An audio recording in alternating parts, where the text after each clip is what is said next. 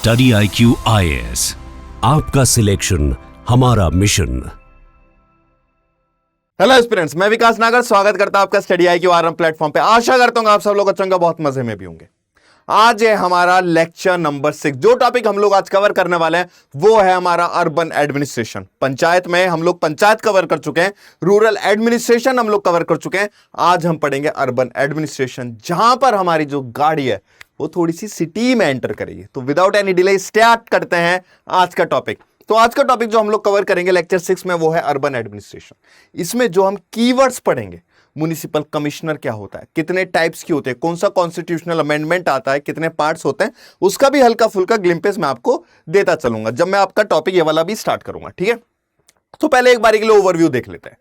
जो हमारा म्युनिसिपैलिटी है यानी जो अर्बन लोकल बॉडीज है, यानी क्या है, यानी जो हमारी अर्बन लोकल बॉडी है।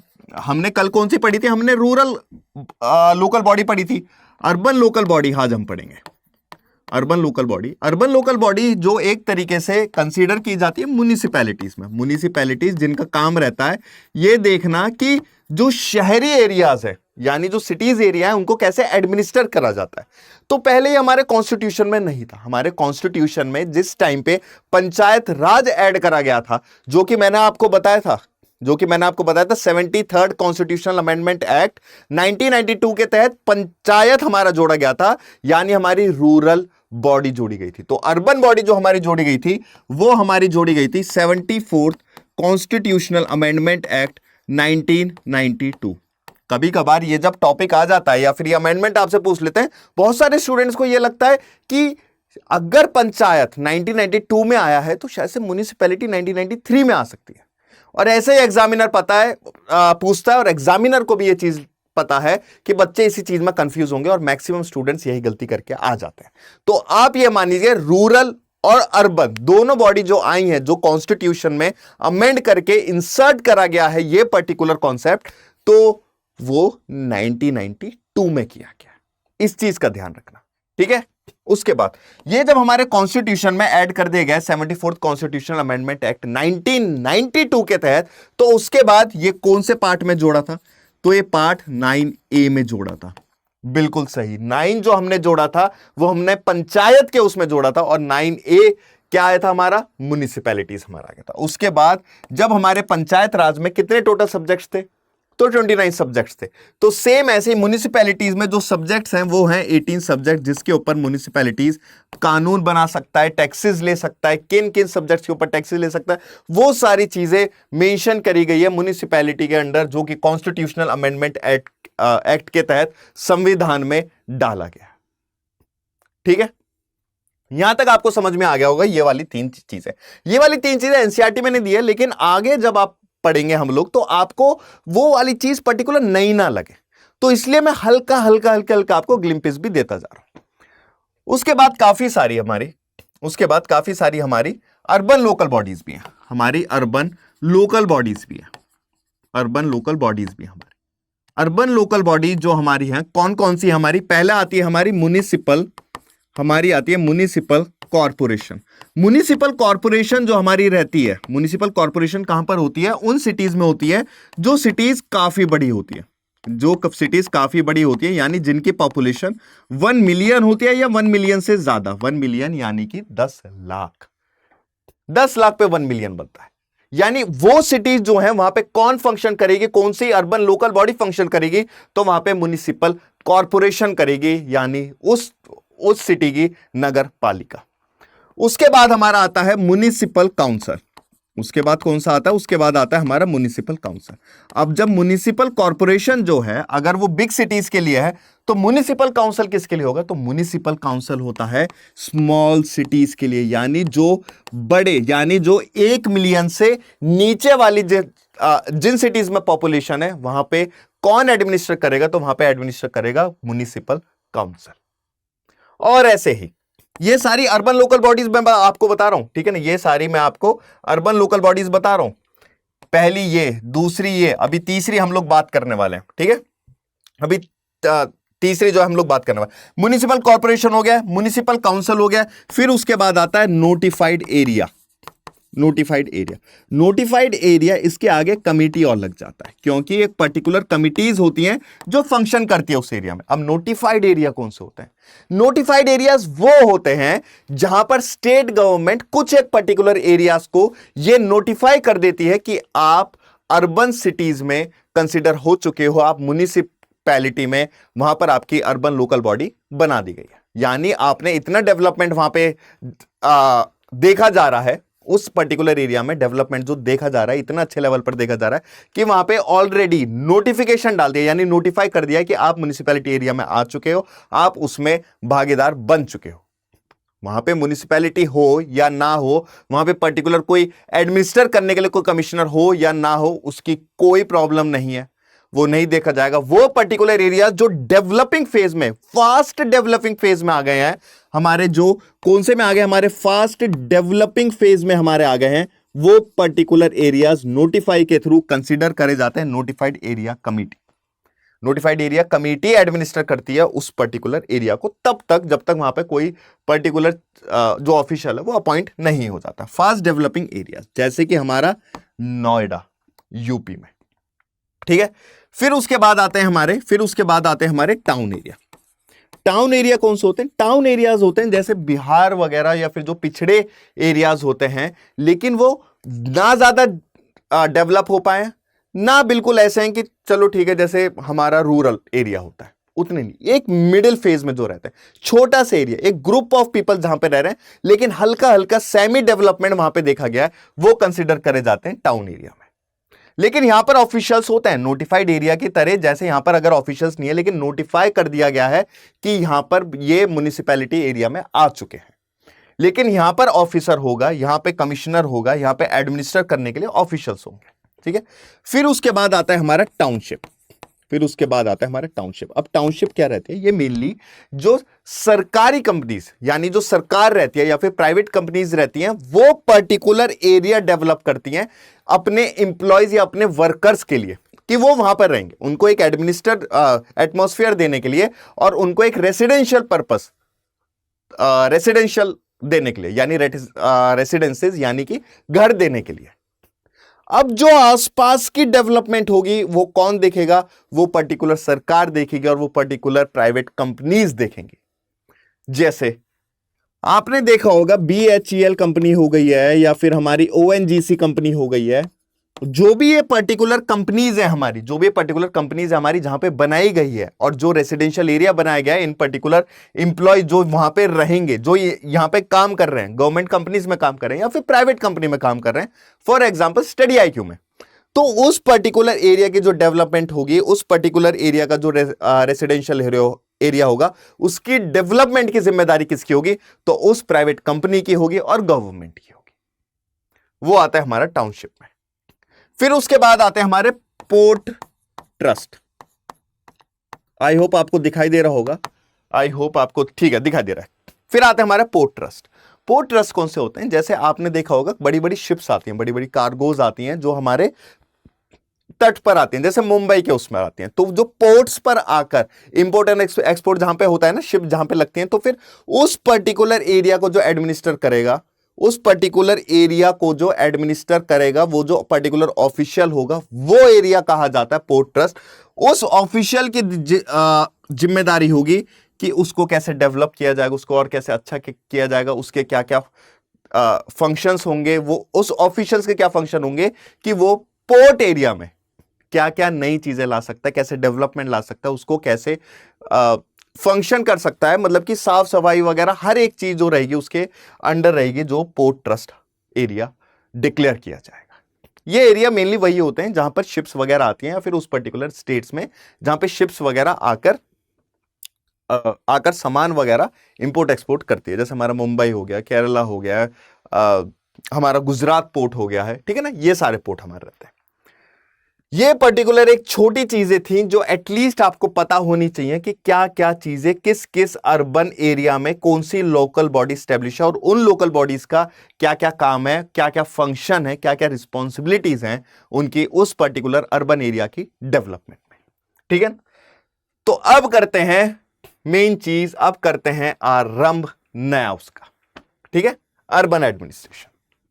देखो अर्बन एरियाज जैसे कि जो कि मेन चीजें थी वो मैंने आपको चीजें बता दी, लेकिन उसके आगे थोड़ा सा अब हम लोग थोड़ा सा थ्योरेटिकल पढ़ लेते हैं।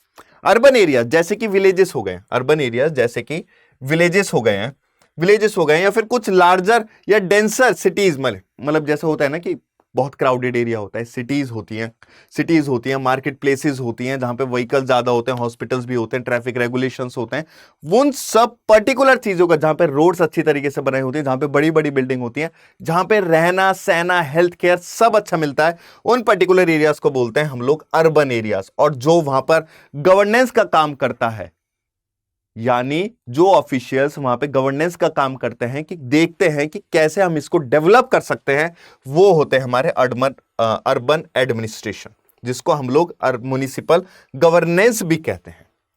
ठीक है, जिसको हम लोग म्युनिसिपल गवर्नेंस भी कहते हैं। उसके बाद अब ये देख लेते हैं, थोड़ी सी एक हिस्ट्री देख लेते हैं हमारे अर्बन एडमिनिस्ट्रेशन की। ठीक है, हम लोग अब थोड़ी सी हिस्ट्री देख लेते हैं अर्बन एडमिनिस्ट्रेशन की। अर्बन एडमिनिस्ट्रेशन कोई अभी का कॉन्सेप्ट नहीं है, बहुत पहले का कॉन्सेप्ट है। जैसे हमारे रूरल जो एडमिनिस्ट्रेशन जब हम पढ़ रहे थे, यानी जब हम लोकल बॉडीज के बारे में पढ़ रहे थे, यानी विलेज वाला वो, ठीक है ना, तो मैंने आपको बताया था ब्रिटिशर्स के टाइम से नहीं, ये वैदिक टाइम से, और वैदिक टाइम में समिति के नाम से ये मेंशन था।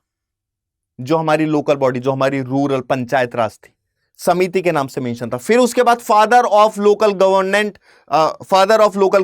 आए थे, जिसको हमने बोला था 1882 में लॉर्ड रिपन। तो सेम ऐसे ही ब्रिटिशर्स के दौरान में भी ये वाला कॉन्सेप्ट आया था, जहां पर सिटी को कोई एडमिनिस्टर कर सके, उसके बारे में मतलब उसकी देखभाल कर सके, अब हमें उसके लिए एक लोकल बॉडी बनानी पड़ेगी।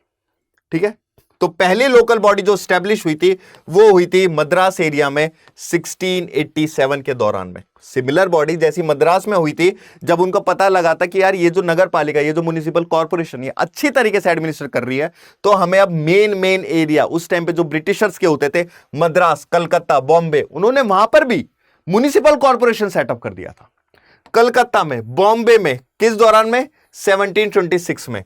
Today the Brihan Mumbai municipal corporation, BMC जिसको हम बोलते हैं, सबसे लार्जेस्ट म्युनिसिपल कॉर्पोरेशन है, जिसकी इमेज आपके सामने ये रही। ये है वो इमेज, सबसे लार्जेस्ट म्युनिसिपल कॉर्पोरेशन इसको बोला जाता है, लार्जेस्ट म्युनिसिपल कॉर्पोरेशन, जो कि कहां पर है? जो कि मुंबई में। ठीक है, जो कि मुंबई में। उसके बाद म्युनिसिपल कॉर्पोरेशन एक लोकल सेल्फ गवर्निंग बॉडी है, जिसका रिस्पॉन्सिबिलिटी यह है कि जो भी जितनी पॉपुलेशन है, जो पॉपुलेशन 1 मिलियन से एक्सीड कर रही है, उसको हम लोग क्या कंसीडर करेंगे? उसको हम लोग म्युनिसिपल कॉर्पोरेशन कंसीडर करेंगे, जो कि मैंने आपको स्टार्टिंग में लिख के बता दिया था।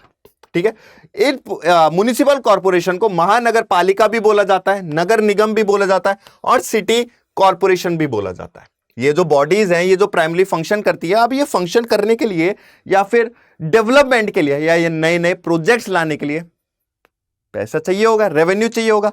ये बॉडीज रेवेन्यू कहां से कलेक्ट करती हैं?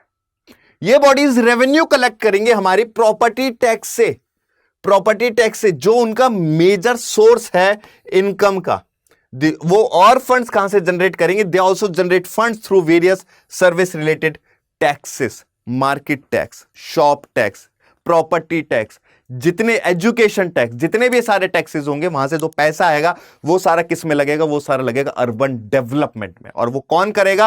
Urban local bodies. जहां जहां डिफरेंशिएट करी है, मैंने आपको जो स्टार्टिंग स्लाइड में मैंने आपको डिफरेंशिएट करके बताया था, उनमें पैसा डिस्ट्रीब्यूट होगा और उनकी ड्यूटी बनेगी कि वो अपने एरिया में कैसे डेवलपमेंट कर सकती है।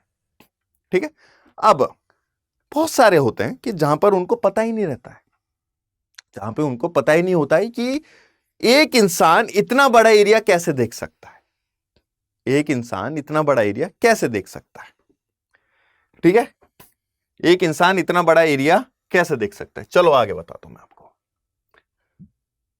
ठीक है, अब म्युनिसिपल कॉर्पोरेशन की जो रहती है रिस्पॉन्सिबिलिटी क्या क्या रहती है कि भैया ठीक है, कूड़ा ठीक से उठाना है, साफ सफाई होनी चाहिए, सेफ ड्रिंकिंग वाटर मिलना चाहिए, स्ट्रीट लाइटनिंग जो है वहां पे स्ट्रीट लाइट्स होनी चाहिए कि रात में किसी भी पैसेंजर को कोई दिक्कत ना हो। स्कूल मैनेज किए जाते हैं, डिस्पेंसरीज मैनेज करते हैं, पब्लिक हॉस्पिटल्स, और फिर जो कम्युनिकेबल डिजीजेस या नॉन कम्युनिकेबल डिजीजेस जो स्प्रेड होती है उनको प्रिवेंट करने की ड्यूटी किसकी होती है? म्युनिसिपल कॉर्पोरेशन की होती है। ये जो आपने आसपास पार्क्स देखते हो ना, गार्डन्स देखते हो, वो सारी चीजें किसकी ड्यूटी होती है मेंटेन करने की? वो होती है म्युनिसिपल कॉर्पोरेशन की। ठीक है, वो किसकी ड्यूटी होती है? वो होती है म्युनिसिपल कॉर्पोरेशन की। अब देखो, इस स्लाइड पे आने से पहले मैं आपको अब कुछ और भी चीजें थोड़ी सी समझा देता हूं। देखो, अब जो एक म्युनिसिपल कॉर्पोरेशन है, म्युनिसिपल कॉर्पोरेशन का काम है, म्युनिसिपल कॉर्पोरेशन का काम है कि वो डेवलपमेंट करेगी, लेकिन हर एक सिटी जो है वो वार्ड्स में डिस्ट्रीब्यूट है। वो वार्ड्स में डिस्ट्रीब्यूट है, वार्ड ए, वार्ड बी और वार्ड सी। जब इलेक्शन का टाइम आता है ना, बोलते हैं ना कि वार्ड सी से तो शर्मा जी खड़े हो रहे हैं, वार्ड ए से तो गुप्ता जी खड़े हो रहे हैं, जाके हम तो भैया गुप्ता जी को वोट करेंगे क्योंकि हम गुप्ता जी हैं, हम शर्मा जी हैं भैया, हम तो शर्मा जी को जिताएंगे, जब वो इलेक्शन जीत जाएंगे तो हमारे काम तो जरूर आएंगे। लेकिन इलेक्शन के बाद कौन किसके काम आता है? चलो छोड़ो आओ, जो वार्ड हमारा ए है, वार्ड बी, वार्ड सी से यहां से कोई एक रिप्रेजेंटेटिव इलेक्ट होता है। रिप्रेजेंटेटिव क्या होता है? इलेक्ट होता है। सेम बिल्कुल ऐसे ही इलेक्ट होता है, ठीक है ना, और सेम बिल्कुल सी से इलेक्ट होता है। जब आपके घर में, जब आपकी स्ट्रीट लाइट नहीं जलती है या फिर तार नीचे आके गिर जाते हैं, नीचे लटके मिलते हैं, पार्क ठीक तरीके से मेंटेन नहीं होता, आगे की घर की रोड टूट जाती है, तो आप सारी कंप्लेंट्स किसके पास लेकर जाते हैं? तो आप सारी कंप्लेंट्स लेकर जाते हैं इन पर्टिकुलर रिप्रेजेंटेटिव के पास। जो सिटीजन होता है, सिटीजन अपनी सारी की सारी कंप्लेंट्स जो होती हैं, सारी की सारी जो कंप्लेंट्स होती हैं, वो किसके पास लेकर जाता है? वो जाता है वो उस रिप्रेजेंटेटिव के पास जिन्होंने, उस पर्टिकुलर रिप्रेजेंटेटिव के पास जो इलेक्ट हुआ है इन सिटीजन्स द्वारा वोट देकर। ठीक है, जैसे किसी उसमें मेयर बनते हैं, फिर इलेक्शंस होते हैं, नगर पालिका का अध्यक्ष बना है, तो वो सारी चीजें क्या होती हैं? वो सारी होती हैं इलेक्ट होकर। ठीक है ना, वो रिप्रेजेंटेटिव इलेक्ट हो गया। अब जब ये रिप्रेजेंटेटिव जो हमारा है, जब वो इलेक्ट हो गया है, तो वो सारी कंप्लेंट्स ले जाकर किसको बताएगा? वो जाके कंप्लेंट्स बताएगा म्युनिसिपल कमिश्नर को। किसको बताएगा? म्युनिसिपल कमिश्नर को। म्युनिसिपल कमिश्नर और जो एडमिनिस्ट्रेटिव ऑफिशियल्स हैं, जो एडमिनिस्ट्रेटिव ऑफिशियल्स हैं, उनका काम रहेगा कि वो जो भी कंप्लेंट्स आई हैं उसको रिजॉल्व करे, इंप्लीमेंट करे और वो चीजें ठीक हो। क्योंकि उनको नहीं पता ना ऑफिशियल्स को भाई क्या चीजें खराब हो गई, वो हर सिटीज में जाकर थोड़ी देखेंगे, लेकिन उनकी जगह कौन बताएगा? वो बताएगा वो रिप्रेजेंटेटिव जो आपने इलेक्ट करा है। वो जाके किसके पास रजिस्टर करवाएगा? म्युनिसिपल कमिश्नर के पास करवाएगा या एडमिनिस्ट्रेटिव ऑफिशियल के पास करवाएगा, जो बाद में आके आपकी कंप्लेंट्स देखेगा और उसको ठीक करेगा। अरे यार, जब घर की लाइट खराब हो जाती है, आप कोई शीशा तोड़ देते हो किसी का क्रिकेट खेलते वक्त, तो आप पैसा भरते हो किसको? भाई जिसका घर है। अब स्ट्रीट लाइट तोड़ दिया आपने, किसको पैसा भरोगे? किसकी जिम्मेदारी वो ठीक करवाने की? तो वो जिम्मेदारी है म्युनिसिपल कॉर्पोरेशन की, और उस म्युनिसिपल कॉर्पोरेशन में होता है म्युनिसिपल कमिश्नर और बाकी के एडमिनिस्ट्रेटिव ऑफिशियल। स्ट्रीट लाइट टूट गई है, कौन बताएगा? वो रिप्रेजेंटेटिव बताएगा जिसे तुमने इलेक्ट करा है। ठीक है, चलो अब थ्योरी देख लेते हैं। जो सिटी है वो डिवाइडेड होती है छोटे छोटे यूनिट्स में। जो सिटी है वो डिवाइडेड होती है छोटे छोटे यूनिट में, कौन से? वार्ड्स में। अब उन जो रिप्रेजेंटेटिव आप इलेक्ट करते हो उनको बोला जाता है वार्ड काउंसलर। ये जो रिप्रेजेंटेटिव थे ना, जो रिप्रेजेंटेटिव मैंने आपको बताए थे जिसको आप इलेक्ट करते हैं, वो होते हैं वार्ड काउंसलर्स। वो काउंसलर्स कुछ कमिटीज फॉर्म करते हैं, वो कुछ कमिटीज फॉर्म करते हैं जो बाद में डिसीजन लेते हैं, यानी डिसीजन बनाते हैं कुछ कुछ सिविक इश्यूज पर। जैसे कि भैया बस स्टैंड इंप्रूव होना है, वेस्ट कलेक्शन की जो फ्रीक्वेंसी है, यानी जो आपके घर के सामने से आती है ना कि गाड़ी आती है कचरे की, कि घर से आया कचरा निकाल, वो जो गाड़ी वो जो शोर मचाती है उसके बाद, और फिर उसके बाद जो मतलब ऐसा होता है ना कि सुबह सुबह के टाइम, संडे के टाइम में आती है। आपको एक इंसिडेंट बताता हूँ। मेरे पापा की गवर्नमेंट जॉब थी, जब मेरे पापा की गवर्नमेंट जॉब थी तो उसके बाद तो हम लोग गवर्नमेंट क्वार्टर में रहते थे, तो वहां पे सुबह सुबह गाड़ी आती थी। अब लोगों ने संडे को बोल दिया भाई हमारी तो नींद खराब होती है, ये गाड़ी को बंद करो, इस गाड़ी की आवाज बंद करो। गाड़ी वाले ने बोल दिया ठीक है, कंप्लेंट हो गई थी। गाड़ी वाला आया, चुपचाप चला गया। अब यही मंडे को होता रहा, ट्यूसडे को होता रहा, लोगों के घर कबाड़ भरता चला गया। फेंकेंगे तो कहां फेंकेंगे? वो बाद में गए रिक्वेस्ट करने, मालिक माफ कर दो, और ये जो गार्बेज कलेक्टर है कि ये जो कूड़ा उठाने वाला था, कृपया करके इस गाड़ी की आवाज चला दे करो। मेरी बीवी बहुत मारती है मुझको, कूड़ा घर में रहता है, मुझे पैदल चलना पड़ता है, नींद वैसे भी खराब हो रही है, नींद ऐसे भी खराब हो रही है, तो एटलीस्ट मुझे चलना ना पड़े। तो वो सारी ड्यूटी किसकी होती है? वो सारी ड्यूटी होती है म्युनिसिपल की। ठीक है ना, कि भैया स्ट्रीट लाइट अपग्रेड करनी है, तो वो सारी चीजें कौन बताएगा कि ये पर्टिकुलर इश्यूज के बारे में कौन मेंशन करेगा? तो वो वार्ड काउंसलर होगा, वो रिप्रेजेंटेटिव होगा जो आप लोगों ने इलेक्ट करा जिसे।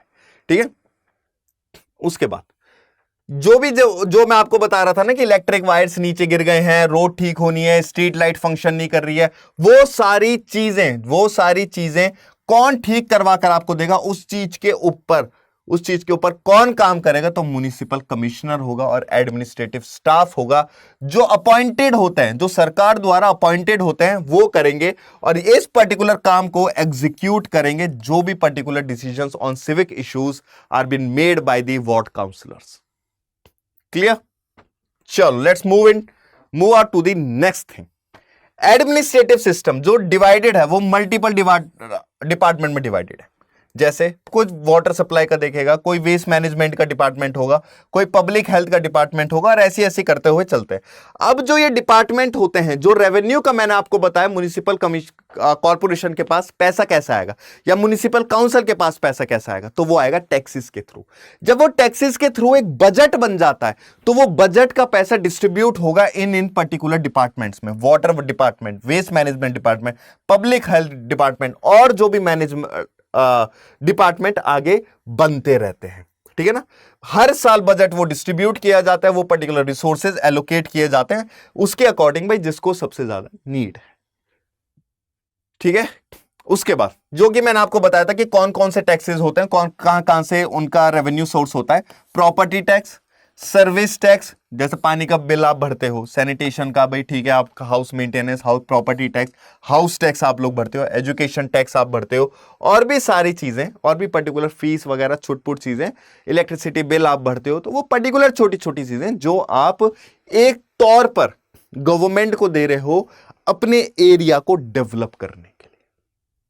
ठीक है, चलो अब एक बार के लिए डिफरेंस देख लेते हैं क्या क्या होता है म्युनिसिपल कमेटी और म्युनिसिपल कॉर्पोरेशन। म्युनिसिपल कमेटी जो है ये वही है, म्युनिसिपल कमेटी कोई अलग नहीं है। ठीक है ना, ये वार्ड काउंसलर्स ही है। ठीक है ना, वार्ड काउंसलर्स ही है। देखते हैं कवरेज एरियाज क्या रहता है। म्युनिसिपल कमेटी जो रहती है वो स्मॉलर टाउन्स और सेमी अर्बन एरियाज रहते हैं। म्युनिसिपल कॉर्पोरेशन थोड़े से बड़े सिटीज में होते हैं, जो कि मैंने आपको बता दिया। हेड कौन होता है यहां पर जो म्युनिसिपल कमेटी को हेड करता है? कोई चेयरपर्सन होता है। वार्ड कमेटी में जब रिप्रेजेंटेटिव चुना है तो कोई ना कोई एक तो बनेगा हमारा चेयरपर्सन या फिर प्रेसिडेंट होता है। लेकिन म्युनिसिपल कॉर्पोरेशन में होता है मेयर। ध्यान रखना ये टर्म्स। पावर्स और रेवेन्यू, लिमिटेड पावर्स होती है, फंडिंग होती है। ठीक है, लिमिटेड पावर होती है, फंडिंग होती है, क्योंकि इनका काम रहता है कि ये जो म्युनिसिपल कॉर्पोरेशन के कमिश्नर्स हैं उनके पास वो पर्टिकुलर इशू सामने रखना, जिससे कि वो डिसीजन मेक कर सकें और उस पर्टिकुलर इशू को रिजॉल्व कर सकें। इनके पास ज्यादा ऑटोनॉमी होती है, बहुत सारा फंड बेस, बहुत बड़ा फंड बेस होता है, क्योंकि टैक्सेस एट लास्ट इन्हीं के पास आने वाले हैं, जो रेवेन्यू का पैसा है वो इन्हीं के पास आने वाला है। गवर्नमेंट इंटरफेस, ये कहां से ऑपरेट करते हैं? ये ऑपरेट करते हैं डिस्ट्रिक्ट एडमिनिस्ट्रेशन से, और ये कहां से करते हैं? Direct interaction with the state government. State government जो भी अगर बाई चांस कुछ ग्रांट दे रही होगी तो वो इनको देगी, और म्युनिसिपल कॉर्पोरेशन फिर धीरे धीरे लेयर्स के हिसाब से डिस्ट्रीब्यूट करता जाएगा। ठीक है, और लेकिन ये कैसे ऑपरेट करते हैं? ये डिस्ट्रिक्ट एडमिनिस्ट्रेशन के थ्रू ऑपरेट करते हैं ये पर्टिकुलर बॉडी। ठीक है, जो भी चीज थी, म्युनिसिपल काउंसिल क्या होता है, ट्रस्ट एरिया क्या आता है, नोटिफाइड एरिया क्या रहता है, कौन से कॉन्स्टिट्यूशनल अमेंडमेंट में आती हैं, जो भी मेन चीज, जो भी कीवर्ड्स जो एक तरीके से स्ट्रक्चर्ड वे में आना था, स्टार्टिंग जो होती है, क्योंकि इसके बारे में जब हम एडवांस पढ़ेंगे तो एक फ्लो बंधेगा। आपको पता रहेगा नोटिफाइड एरिया कौन से होते हैं, आपको पता लगेगा म्युनिसिपल कॉर्पोरेशन एरिया कहां पर होती है, म्युनिसिपल काउंसिल कौन से सिटीज में होती है, पोर्ट ट्रस्ट का क्या काम होता है, आप किसको इलेक्ट करते हो, उनका काम क्या रहता है, कंप्लेंट कौन रजिस्टर करता है, मेयर कहां पे होता है, वो सारी चीजें जो थी मैंने आपको एक बेस के तौर पर आपके सामने रख दी है। अब एक बारी के लिए हम लोग ये क्वेश्चन पढ़ लेते हैं, ठीक है। ये वाला क्वेश्चन जो है आप कृपया करके कमेंट सेक्शन में जरूर रखना, ठीक है। जो क्वेश्चन है वो क्वेश्चन यहां तक है, ठीक है। उसके बाद ये आपके ऑप्शन आ जाते हैं, question, the municipal corporation earns money in the form of different taxes about sources of funds for municipal corporation. पहला है source of fund house tax, दूसरा है एजुकेशन टैक्स, तीसरा है होटल और शॉप टैक्स। और अगर चौथा भी लगाना चाहो तो आप नहीं रहने देते यार, क्यों आप पे लोड बढ़ाऊं मैं। अब आप बोलोगे सर चौथा तो आपको याद नहीं आ रहा है, भरने को मैं 7-8 भर दूंगा लेकिन कोई फायदा नहीं है, ठीक है। फिर मुझे यहां पे चेंज करना पड़ेगा, लेकिन कोई नहीं, जैसा भी सेट है वैसे ही रख लेते हैं। ए 1 और 2 यानी हाउस टैक्स सिर्फ एजुकेशन टैक्स, होटल टैक्स नहीं होता है। उसके बाद 2 और 3 एजुकेशन टैक्स या फिर होटल और शॉप टैक्स, 1 और 3 हाउस टैक्स या होटल और शॉप टैक्स, या फिर ये सभी। तो कृपया करके जो इसका आंसर है आप प्लीज कमेंट सेक्शन में जरूर दीजिएगा, ठीक है। इसको एक बार के लिए पॉज ले लीजिएगा, इसको ठीक से पढ़ लीजिएगा और इसका आंसर जो है कमेंट सेक्शन में जरूर दे दीजिएगा, ठीक है। ये था हमारा आज का टॉपिक, हमारा लेक्चर नंबर 6, जहां पे हम लोग पंचायत और म्युनिसिपैलिटी हम लोग 6th क्लास के एनसीईआरटी के उससे बोल रहा हूं हम लोग खत्म कर चुके हैं। कल होगा हमारा नेक्स्ट क्लास और ये पॉलिटी क्लास चलती हमारी आ रही है। ये बेस है, बेस बनाना बहुत जरूरी है। ये जो टर्म्स है ना, ये टर्म्स समझ में नहीं आती लोगों को। Township, notified area, municipal council, corporation, इन सब के बारे में लोग कंफ्यूज ही रहते हैं, बस नाम रट लेते हैं। उनको पता ही नहीं होता है कि जो नोएडा है वहां पे म्युनिसिपल कॉर्पोरेशन है, वो नोटिफाइड एरिया कमिटी, मतलब कि नोटिफाइड एरिया में आता है और वहां पे कमिटी बनाई जाती है। ये सारी चीजें जब आपका बेस बनता जाएगा ना, तब आप आउटशाइन करेंगे, ठीक है। तो मिलेंगे कल एक नए चैप्टर के साथ, एक नए स्ट्रक्चर के साथ, जहां पर हम लोग अपनी बेस क्लियर करेंगे, जिससे कि हम जब एडवांस में जाएं या फिर क्वेश्चन अटेम्प्ट करें तो आपको कोई प्रॉब्लम ना हो, हर एक वर्ड का आपको मीनिंग पता हो। तो मिलेंगे कल सेम एनर्जी के साथ, सेम मुस्कुराहट के साथ, सेम एनसीईआरटी सीरीज खत्म करके उसको सिंप्लीफाइड वे में कैसे किया जा सकता है वो दोनों साथ करें, ठीक है। Till then take care, bye bye and see you soon. Study IQ IAS, आपका सिलेक्शन हमारा मिशन।